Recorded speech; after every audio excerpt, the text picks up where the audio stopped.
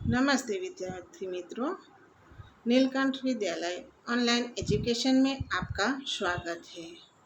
कक्षा 8 इकाई 1 तेरी ही जमी। मित्रों, हमने देखा पहले वीडियो में कविता का सरल अर्थ। अब हम देखेंगे कविता का गुजराती में अनुवाद। तेरी ही जमी तेरा आसमां, तू बड़ा मेहरबान, तू बख्शिश कर। હે ઈશ્વર, આ આખી ધરતી તમારી છે અને આ આકાશ પણ તમારું છે. તમે ખૂબ દયાળુ છો. તમે અમારા અપરાધો માટે અમને ક્ષમા કરો. તમે બધાના છો અને બધા તમારા છે. હે ઈશ્વર, તમે અમને ક્ષમા કરો. સભી કાહે તું સભી તેરે, खुदा मेरे तो बख्शिश कर.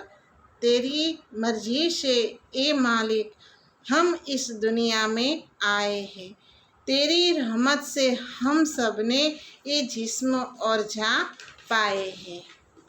तो अपनी नज़र हम पर रखना, किस हालत में है ये खबर रखना. कवि कहते हैं, हे ईश्वर, हे दुनियाना मालिक, તારી ઈચ્છાથી જ આ દુનિયામાં અમારો જન્મ થયો છે. તમારી કૃપાથી જ અમને આ શરીર અને પ્રાણ મળ્યા છે.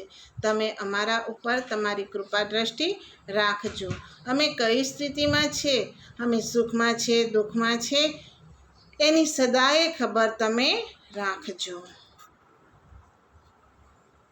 તું ચાહે તો હमें रखे, तू चाहे तो हमें मारे.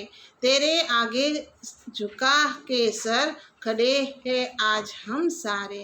ओ सबके बड़ी ताकत वाले, तू चाहे तो हर आफत टाले.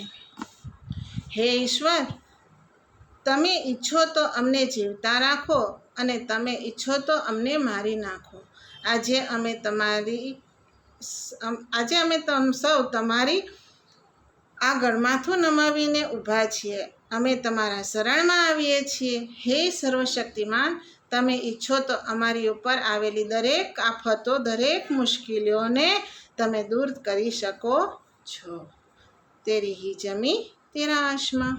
मित्रों, हमने गुजराती में कविता का सरल अनुवाद किया. अब हम स्वाध्याय के प्रश्न देखेंगे.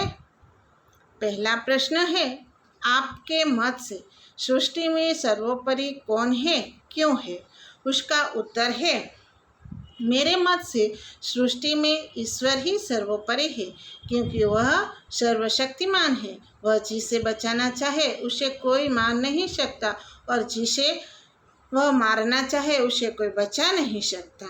मित्रों, दूसरा प्रश्न है, आप भगवान से क्या प्रार्थना करते हैं? हम भगवान से यह प्रार्थना करते हैं कि वे लोगों को अपनी कृपा दृष्टि बनाए रखे और लोग किस हालत में है इसकी हमेशा खबर रखें. तीसरा प्रश्न है, आप ईश्वर से प्रार्थना किस समय करते हैं, क्यों? उसका उत्तर है, मैं सुबह उठता हूँ तब और रात को सोने के समय ईश्वर की प्रार्थना करता हूँ. यह समय ही मुझे प्रार्थना के लिए अनुकूल लगता है. भिन्न भिन्न धर्म के लोग प्रार्थना करने के लिए कहाँ कहाँ जाते हैं? प्रत्येक धर्म के लोग अपने अपने पूजा स्थानों में प्रार्थना करने के लिए जाते हैं. हिंदू मंदिर में, मुसलमान मस्जिद में, ईसाई चर्च में, सिख गुरुद्वारा में और पारसी अग्यारी में प्रार्थना करने के लिए जाते हैं. स्वाध्याय के प्रश्न है, कवि ईश्वर से क्या चाहते हैं? इसका उत्तर है, कवि चाहते हैं कि ईश्वर लोगों के अपराधों को क्षमा कर दे. वह हमेशा लोगों पर अपनी कृपा दृष्टि रखे. दुनिया के लोग किस हालत में है इसकी हमेशा खबर रखे और दुनिया पर आने वाली आफतों को दूर करे. तू अपनी नज़र हम पर रखना, ऐसा कवि क्यों कहते हैं? इसका उत्तर है, ईश्वर की इच्छा से ही दुनिया में हमारा जन्म हुआ है. इसी की कृपा से हमें यह शरीर और प्राण मिले हैं. हमारा जीवन इसी के भरोसे है, क्योंकि वही हमारा रखवाला है। इसलिए कवि ईश्वर से हम पर अपनी नज़र रखने के लिए कहते हैं।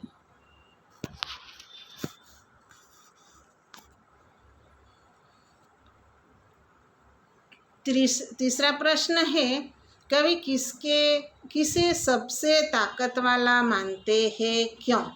उसका उत्तर है, कवि ईश्वर को ही सबसे ताकत वाला मानते हैं। ईश्वर सर्वशक्तिमान है, वह सब कुछ कर सकता है। वह जिसे चाहे उसे जीवन दे सकता है और जिसको चाहे उसका जीवन ले सकता है। वह हर आफत को दूर करने में समर्थ है। इसलिए कवि ईश्वर को सबसे अधिक ताकत वाला मानते हैं। चौथा प्रश्न है, कवि खुदा से क्या कहना चाहते हैं? कवि खुदा से कहना चाहते हैं कि वह सर्वशक्तिमान और दयालु है। हम सभी लोग ईश्वर के सामने सिर झुकाकर खड़े हैं। वह सब अपनी कृपा दृष्टि बनाए रखे और लोगों पर आई हुई विपत्तियों को दूर करे।